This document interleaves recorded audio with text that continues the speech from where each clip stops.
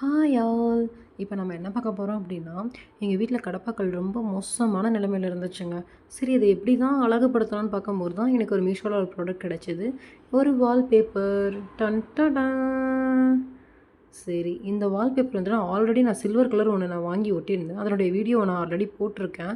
அதை நான் டிஸ்கிரிப்ஷனில் ரிலேட்டட் வீடியோவில் ஆட் பண்ணுறேன், பார்த்துக்கோங்க. இந்த கலர் எனக்கு ரொம்பவே பிடிச்சிருந்துச்சு. பார்க்கவே மார்பிள் கல் மாதிரி இருந்துச்சு. எனக்கு ரொம்ப பிடிச்சிருந்துச்சு.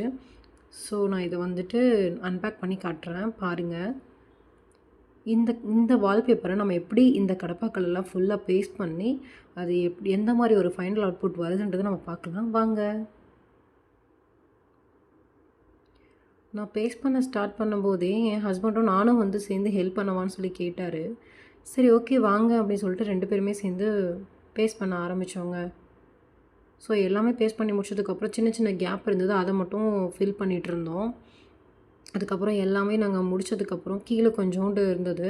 ஸோ அது எல்லாமே ஃபுல்லாக வந்துட்டு அந்த முனையில எல்லாத்துலேயுமே நாங்கள் ஃபுல்லாக கவர் பண்ணிட்டோம்.